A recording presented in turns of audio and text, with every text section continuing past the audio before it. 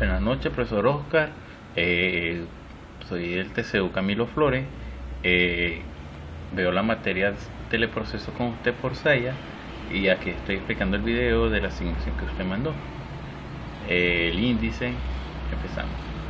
Teleproceso. Teleproceso es el resultado de la conjunción de dos palabras. La primera palabra, tele, significa a distancia.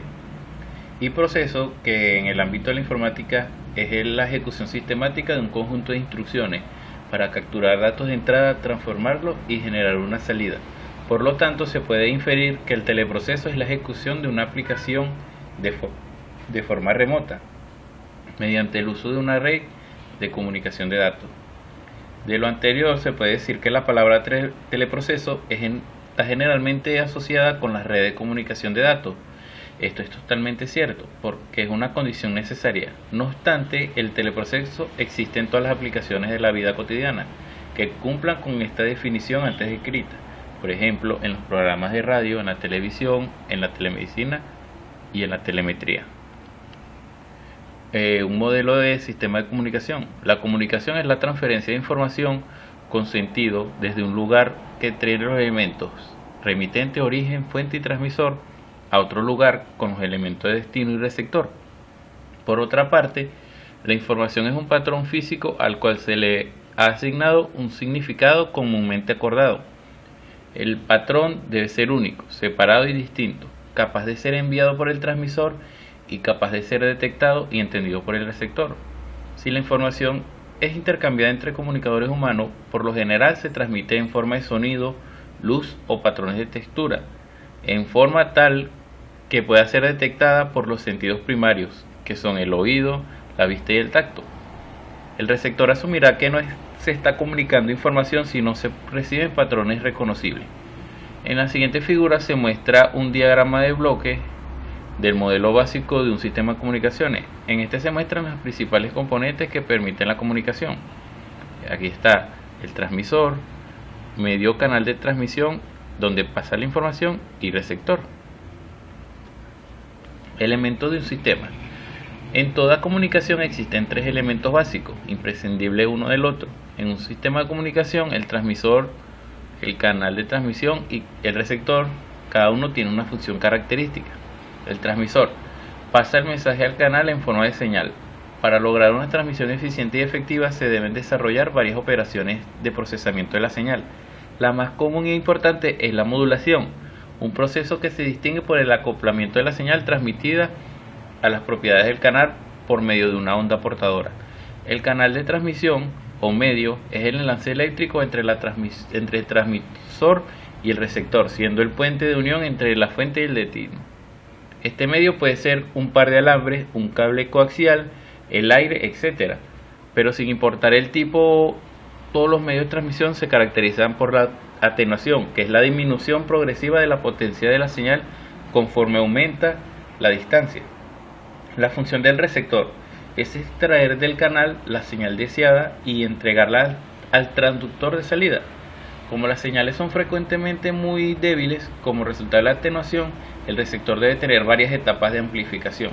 En todo caso, la operación clave que ejecuta el receptor es la de modulación, que es el caso inverso del proceso de modulación del transmisor, con lo cual vuelve la señal a su forma original. Evolución del teleproceso. La evolución del teleproceso ha dependido en su mayor parte al desarrollo de los materiales conductores, la necesidad de la explotación del espectro radioeléctrico y el surgimiento de aparatos que permitan recibir y enviar emisiones electromagnéticas. Es por ello que para 1675 el físico irlandés Robert Boyle construyó una bomba de vacío lo suficientemente eficiente para probar que el magnetismo funcionaba bien tanto en el vacío como en la atmósfera. En 1729 el inglés Stephen Gray descubrió la manera de transmitir electricidad por frotamiento de varillas de vidrio. Posteriormente, en 1745, el prusiano Ewald von Kleist realizó experimentos para acumular electricidad. En una botella de cristal medio llena de agua y sellada con un corcho, introdujo un clavo hasta hacerlo tocar el agua. Luego aproximó la cabeza del clavo a una máquina de fricción para comunicarle carga. Al poner en contacto la cabeza del clavo con un cuerpo no electrificado para ver si había capturado electricidad saltó una potente chispa que estremeció su brazo. Había descubierto que la energía se puede almacenar.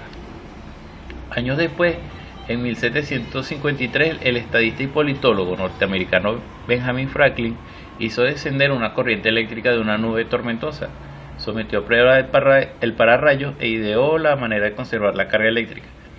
Al francés Charles Coulomb, de 1736 a 1806, encontró en 1785 la forma de medir la electricidad y el magnetismo. Finalmente, en 1795, el físico italiano Alessandro Volta consiguió producir y almacenar electricidad. Volta creyó que la electricidad procedía de los metales, por lo que construyó una pila voltaica o batería de pares de disco, uno de zinc y otro de plata, separando cada par por una piel o un disco de papel.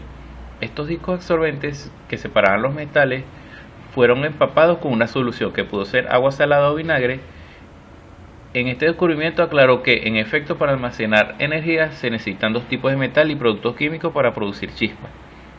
El descubrimiento de la electricidad abrió múltiples caminos para obtener inventos más avanzados como el telégrafo en 1831, los cuales fueron transitados gracias a la perseverancia de grandes hombres de ciencia. Posterior al desarrollo del telégrafo surge el teléfono en 1876 y luego le siguen los satélites artificiales, las redes locales, fibras ópticas, ISDN, Dial-up y la banda ancha ADSL. Aquí vienen las definiciones. Transmisión de datos o transmisión digital o comunicación digitales. Es la transferencia física de datos en un flujo digital de bytes por un canal de comunicación punto a punto o punto a multipunto. Ejemplos de estos canales son cables de par trenzado, fibra óptica, los canales de comunicación inalámbrica y medios de almacenamiento. Los datos se representan como una señal electromagnética, una señal de tensión eléctrica, ondas radioeléctricas, microondas o infrarrojo. La señal puede ser también la variación de una corriente eléctrica u otra magnitud física que se utiliza para transmitir información. Por ejemplo, en la telefonía existen diferentes señales que consisten en un tono continuo o intermitente, en una frecuencia característica que permite conocer al usuario en qué situación se encuentra la llamada. Una señal analógica. Una señal analógica es un tipo de señal generada por algún tipo de fenómeno electromagnético y que es representable por una función matemática continua, la que es variable su amplitud, periodo, representando un dato de información o función del tiempo. Algunas magnitudes físicas comúnmente portadoras de una señal de este tipo son eléctricas, como la intensidad, la tensión y la potencia, pero también puede ser hidráulicas como la presión, térmicas como la temperatura y mecánica. En la naturaleza, el conjunto de señales que percibimos son analógicas, así la luz, el sonido, la energía, etc. Son señales que tienen una variación continua. Incluso la descomposición de la luz en el arco iris vemos que se realiza de forma suave y continua. Una onda senoidal es la señal analógica de una sola frecuencia. Los voltajes de la voz y del video son señales analógicas que varían de acuerdo con el sonido o variaciones de la luz que corresponde a la información que está transmitiendo. Señal digital. La señal digital es un tipo de señal generada por algún tipo de fenómeno electromagnético en que cada signo que codifica el contenido de la misma puede ser analizado en términos de algunas magnitudes, que representan valores discretos en lugar de valores dentro de un cierto rango. Por ejemplo, un interruptor de luz solo puede tomar dos variables o dos estados, abierto o cerrado, o la misma lámpara encendida o apagada. Hay que saber lo que son circuitos de conmutación.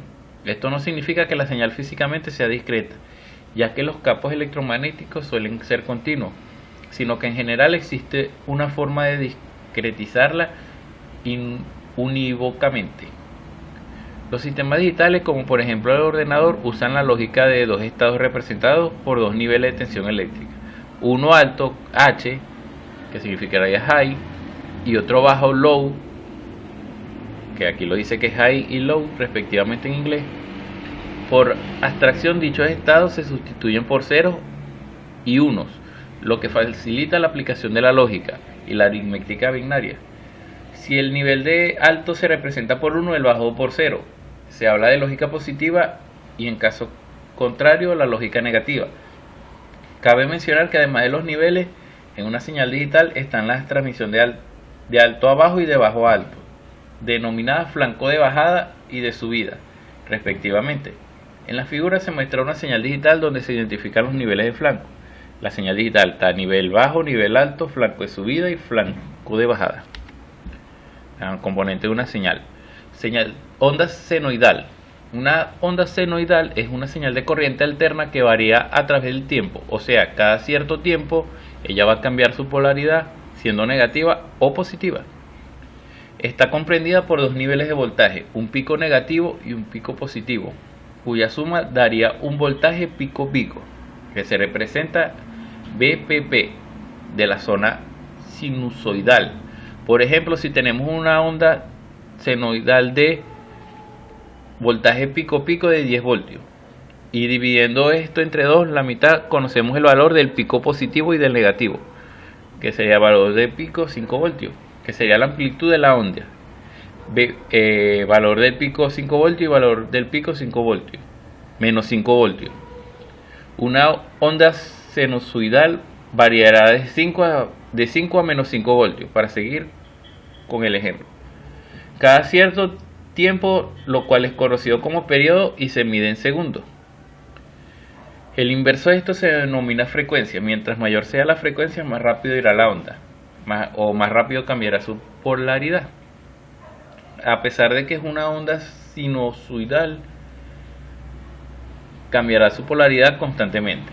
El flujo de esta corriente para cualquier conductor irá siempre en sentido positivo, de menos a más, donde T es el periodo, F, que es la frecuencia, sería 1 sobre el tiempo, y F, que es la frecuencia.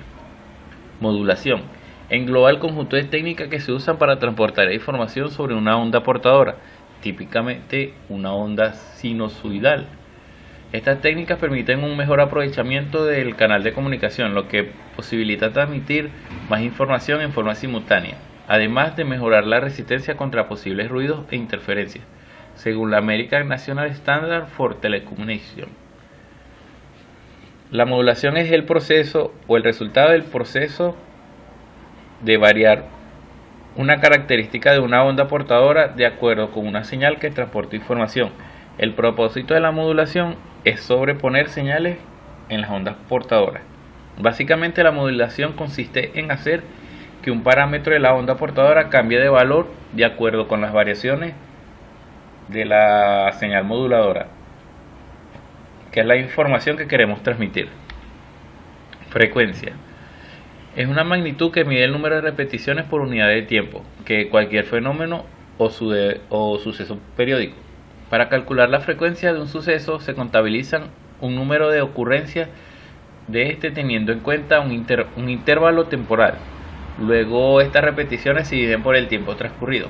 Según el sistema internacional, se conoce por SI, la frecuencia se mide en hercios, Hz, en honor a Henry Rudolf Hertz.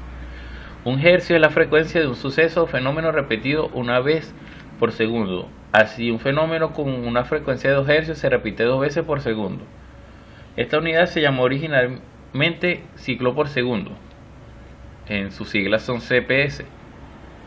Otras unidades para indicar la frecuencia son revoluciones por minuto, RPM. Las pulsaciones del corazón y el tempo musical se miden en pulsos por minuto, BPM, del inglés beats per minute. Un hertz significa a 1 sobre segundo. Un método alternativo para calcular la frecuencia es medir el tiempo entre 2 repeticiones, que es el periodo, y luego calcular la frecuencia F recíproca de esta manera. F es igual a 1 sobre el tiempo, que son los periodos, donde T es el periodo de la señal. Una fase es una medida de la diferencia de tiempo entre dos ondas senoidales. Aunque la fase es una diferencia verdadera de tiempo, siempre se mide en términos de ángulo, en grados o radianes. Eso es una normalización del tiempo que requiere un ciclo de ondas sin considerar su verdadero periodo de tiempo. La diferencia en fase entre dos formas de onda se llama a veces el desplazamiento de fase. Un desplazamiento de fase de 360 grados es un retraso de un ciclo o de un periodo de la onda, lo que realmente no es ningún desplazamiento. Un desplazamiento de 90 grados es un desplazamiento de un cuarto del periodo de la onda. El desplazamiento de fase puede ser considerado positivo o negativo. Eso quiere decir que una forma de onda puede ser retrasada relativa a otra, o forma una onda que puede ser avanzada relativa a otra. Esos fenómenos se llaman atraso de fase y avance de fase respectivamente. Un bit es el acrónimo de binary digit, dígito binario. Un bit es un dígito del sistema de numeración binario. Las unidades de almacenamiento tienen por símbolo un bit, mientras que en el sistema de numeración decimal se usan 10 dígitos. En el binario se utilizan 2 dígitos, que es el 0 y el 1. Un bit o dígito binario puede representar uno de esos dos valores, 0 o 1. Se puede imaginar un bit como una bombilla que puede estar en uno de los siguientes dos estados: apagada o encendida. El bit es la unidad mínima de información empleada en informática y cualquier dispositivo digital o en la teoría de la información. Con él podemos representar dos valores cualquiera como verdadero o falso, abierto o cerrado, blanco o negro, norte o sur, masculino o femenino, rojo o azul. Basta asignar uno de esos valores al estado, por lo menos apagado es 0 y al otro estado, que es encendido, 1. Un byte proviene de byte en inglés mordisco, como la cantidad más pequeña de datos de un ordenador puede morder a la vez. El cambio de letras no solo redujo la posibilidad de confundirlo con bit, sino que también era consistente con la afición de los primeros científicos en computación de crear palabras y cambiar palabras. Sin embargo, en 1960 en el Departamento de Educación de IBM del Reino Unido se enseñaba que un bit era un dígito binario y un byte era un binary tuple. Un byte también se conocía como un byte de 8 bits, reforzando la noción de que era una tupla de n bytes que se permitían otro tamaño. Es una secuencia contigua de bits en un flujo de datos serie, como en comunicación por módem o satélite, o desde un cabezal de disco duro, que es la unidad de datos más pequeña con significado. Estos bytes pueden incluir bits de inicio, parada o paridad, o podrían variar de 7 a 12 bits para contener un código ASCII de 7 bits sencillo. Es un tipo de datos o un sinónimo de cierto lenguaje de programación C. Por ejemplo, define byte como unidad de datos de almacenamiento direccionable lo suficientemente grande para albergar cualquier miembro del juego de caracteres básicos del entorno de ejecución. Cláusula 3.6 del C estándar. En C, el tipo de datos, un signet chart, tiene que al menos ser capaz de representar 256 valores distintos. La primitiva de Java, byte, está siempre definida con 8 bytes, siempre siendo un tipo de datos con signo, tomando valores entre menos 128 y 127. El sistema binario. El sistema binario, también llamado sistema diádico en ciencia de la computación, es un sistema de numeración en el que los números se representan utilizando solamente las cifras 0 y 1. Es uno de los que se utiliza en las computadoras, debido a que trabajan internamente con dos niveles de voltaje, por lo cual el sistema de numeración natural es el sistema binario, encendido 1, apagado 0. En el sistema binario puede ser representado solo por dos dígitos. Un número binario puede ser representado por cualquier secuencia de bits, dígitos binarios, que suelen representar cualquier mecanismo capaz de usar dos datos comúnmente excluyentes. Las siguientes secuencias de símbolos podrían ser interpretadas como el mismo valor numérico binario, 1, 0, que sería encendido o apagado, o uno le puede dar un valor, un guión levantado y un guión acostado, o X o 0, o Y y N, que se pueden dar esos valores. El valor numérico representado en cada caso depende del valor asignado a cada símbolo. En una computadora los valores numéricos pueden representar dos voltajes diferentes. También pueden indicar polaridades magnéticas sobre un disco magnético. Un positivo sí o sobre el estado no es necesariamente el equivalente al valor numérico de 1. Esto depende de la nomenclatura usada.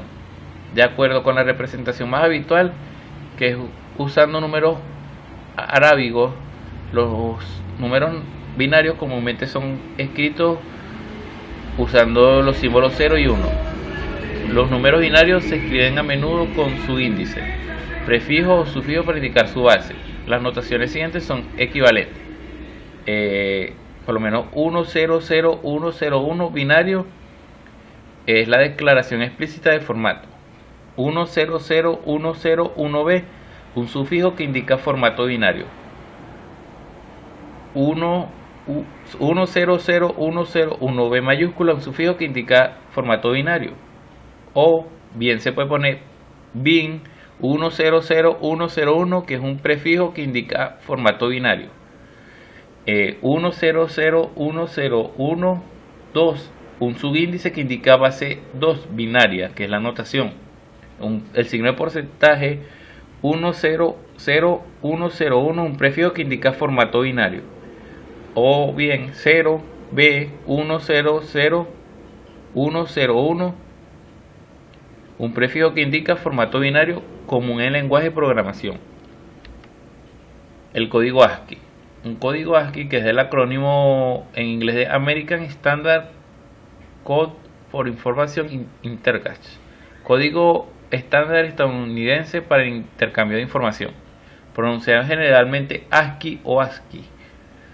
Es un código de caracteres basados en el alfabeto latino, tal como se usa en inglés moderno o en otras lenguas occidentales. Fue creado en 1963 por el Comité Estadounidense de Estándares ASA, conocido desde 1969 como Instituto Estadounidense de Estándares Nacionales o ANSI, como una refundición o evolución de los conjuntos de códigos utilizados entonces en telegrafía. Más tarde, en 1967, se incluyen las minúsculas y se redefinieron algunos códigos de control para formar el código conocido como ASCII.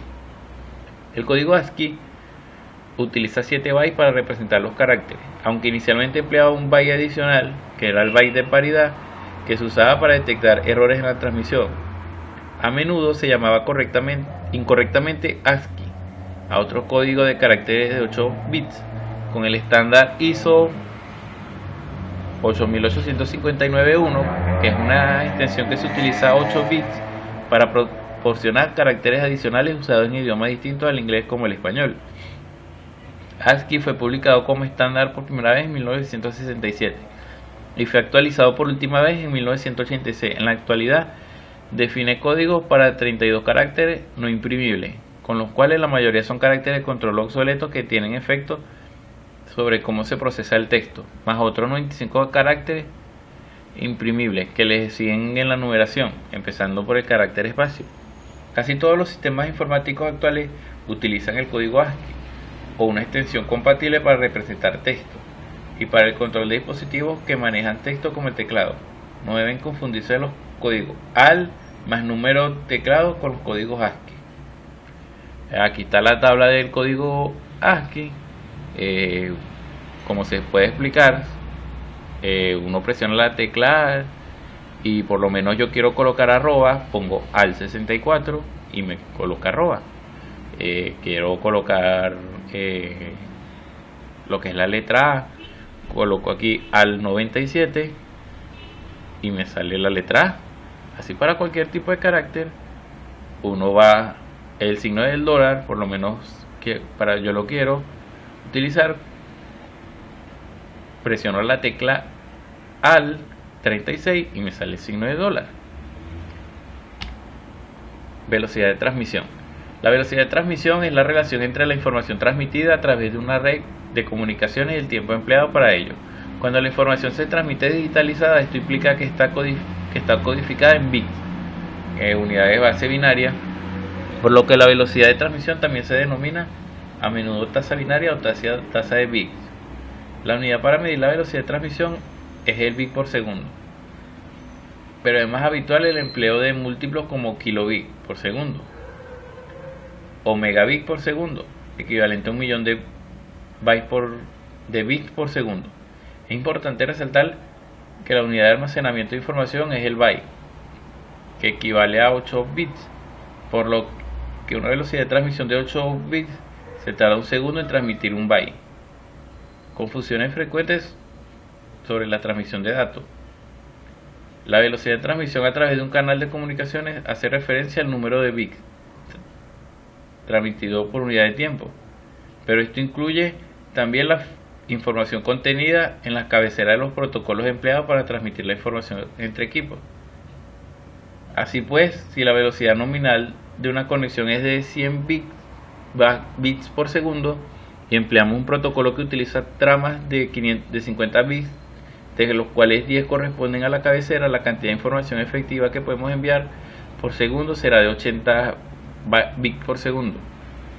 Esta es la razón por la que nunca podemos enviar datos a las velocidades nominales de las conexiones que utilizamos, como los 100 megabits de una red Ethernet convencional o los 54 megabits de una red Wi-Fi 802.11g. Otra confusión frecuente proviene de las asimetrías de muchas conexiones, especialmente de los accesos de banda ancha. En general, las conexiones ADSL o a los cables modem ofrecen velocidades distintas de subida y de bajada, con una relación de asimetría cercana a 1 por 10, favorable a la descarga. Esto implica que el tiempo empleado en descargar una información de la red será de unas 10 veces menos que el tiempo necesario para enviar esa misma información. Además, es frecuente que los operadores ofrezcan conexiones con velocidades nominales más altas que las que perciben los usuarios, puesto que la calidad de servicio está condicionada por un gran número de factores, tales como la tecnología empleada, los posibles interferencias, la atenuación del medio de transmisión, velocidad de propagación. La velocidad de propagación de la onda depende del material por el cual se esté propagando la onda y sus propiedades. Generalmente el sonido se mueve a mayor velocidad en líquido y sólido que en gases. Así, la velocidad del sonido en el aire es de 0 grados centígrados, es de 331 metros por segundo. Y por cada elevación de 1 grado de temperatura, la velocidad del sonido del aire aumenta a 0,62 metros sobre segundo. En el agua de mar, a 8 grados centígrados, la velocidad del sonido es de 1435 metros sobre segundo. Los medios físicos que afectan la propagación de los sonidos son: absorción. La capacidad de absorción del sonido de los materiales es la relación entre la energía absorbida por el material y la energía reflejada por el mismo. Es un valor que varía entre 0, toda la energía que se refleja, y 1, toda la energía absorbida. Reflexión. Es una propiedad característica del sonido, en algunas veces llamamos eco. El eco se produce cuando un sonido se refleja en un medio más denso y llega al oído de una persona con una diferencia de tiempo igual a superior a 0,1 segundo respecto al sonido que recibe, diferente de la fuente sonora. Transmisión. La velocidad con que se transmite el sonido depende principalmente de la elasticidad del medio, es decir, de su capacidad para recuperar su forma inicial. El acero es un medio muy elástico, en contraste con la plastilina, que no lo es. Otros factores que influyen son la temperatura y la densidad. La refracción. Cuando un sonido pasa de un medio a otro, se produce refracción. La desviación de la onda se relaciona con la rapidez de propagación del medio. Difracción o dispersión. Si el sonido encuentra un obstáculo en su dirección de propagación, es capaz de rodearlo y seguir propagándose. La persona a veces puede escuchar a la persona A en virtud de que las ondas sonoras emitidas por A rodean el mudo y llegan al oído de B. Difusión. Si la superficie donde se produce la reflexión representa alguna rugosidad, la onda reflejada no solo sigue una dirección, sino que se descompone en múltiples ondas. La comunicación digital. La comunicación digital es un fenómeno que ha calado en la vida cotidiana del hombre. Surge como efecto de las nuevas tecnologías que se introducen de manera vertiginosa en el campo de la comunicación.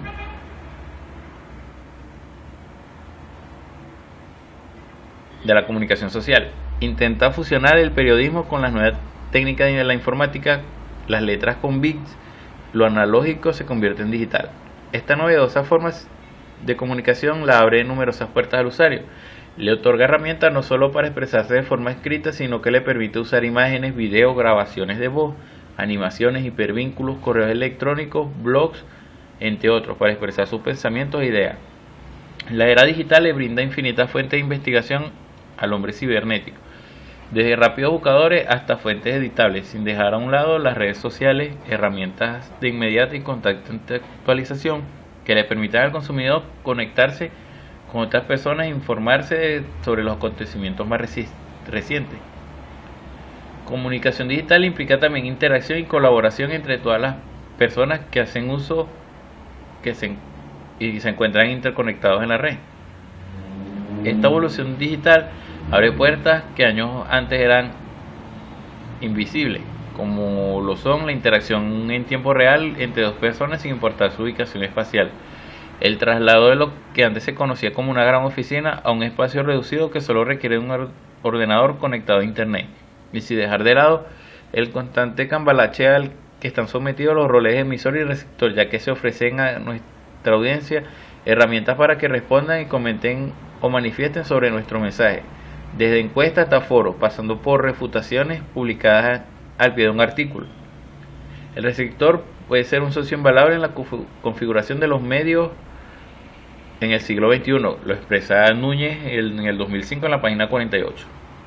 En cuanto a la colaboración presente en la red, es ineludible el hecho que sin participación de un espacio de la web se puede considerar nuestro.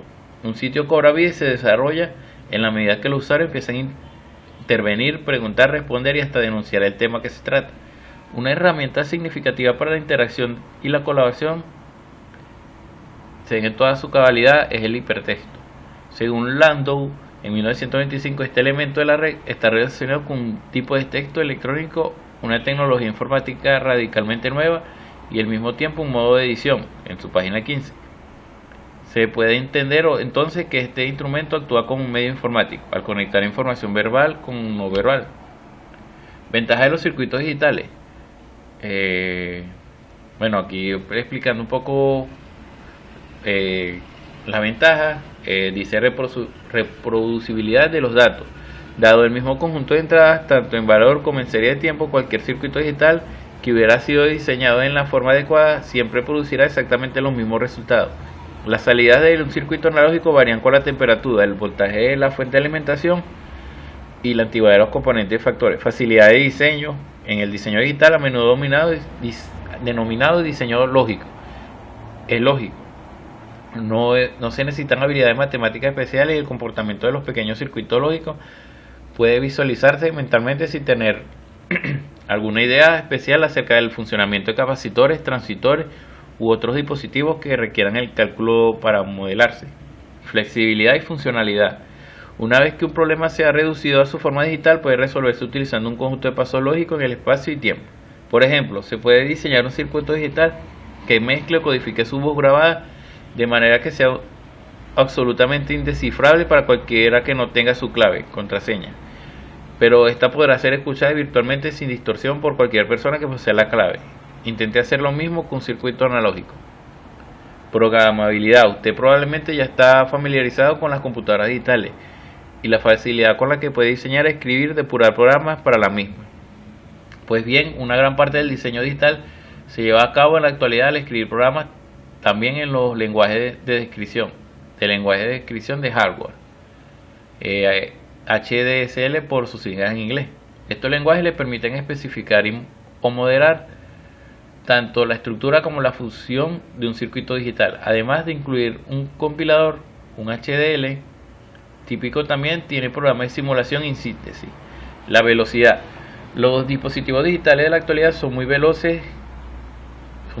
Los transistores individuales en los circuitos integrados más rápidos pueden conmutarse en menos de 10 picosegundos. Un dispositivo completo y complejo construido a partir de estos transistores puede examinar su entrada y producir una salida en menos de 2 nanosegundos. Esto significa que un dispositivo de esta naturaleza puede producir 500 millones o más resultados por segundo. Ventaja del procesador digital frente al analógico.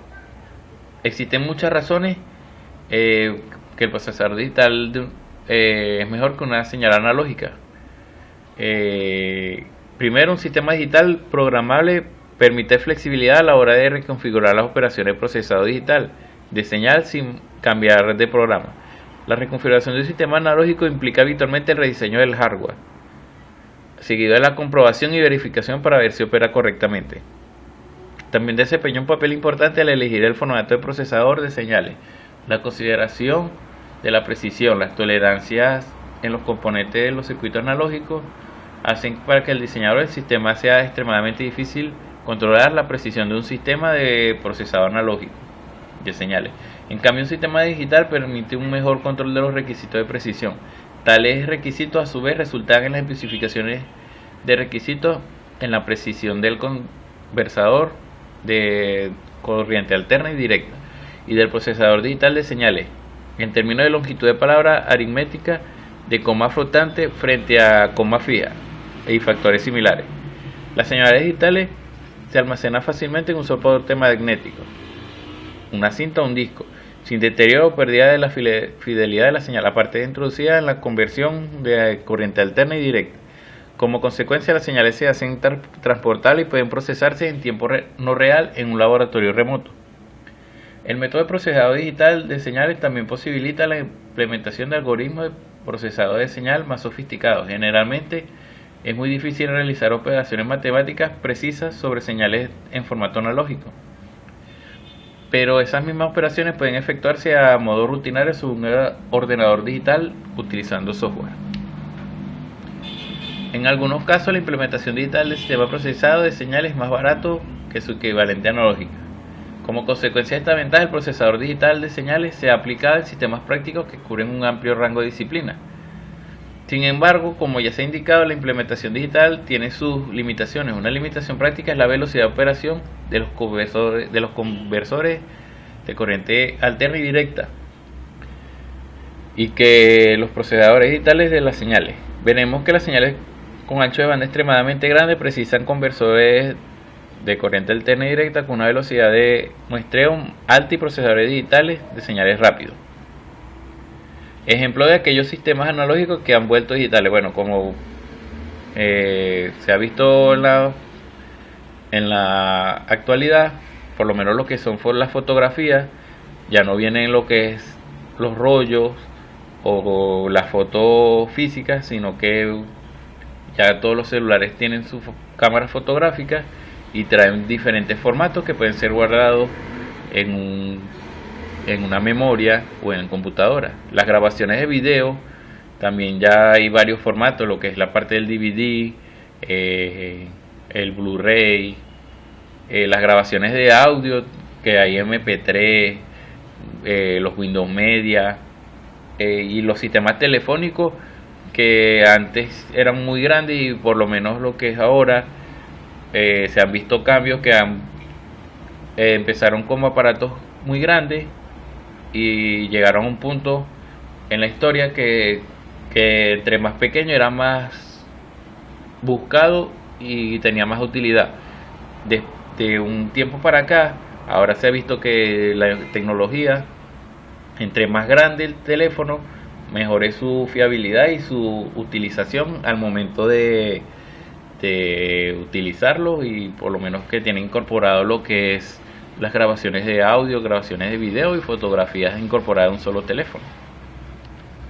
Bueno, profesor, esto es toda la presentación. Gracias por su atención. Espero le guste la pequeña presentación que le hice con los puntos que usted dijo. Espero verlo pronto en la universidad. Me despido de usted. Hasta pronto y esperando su próxima asignación. Hasta luego y que pase buenas noches.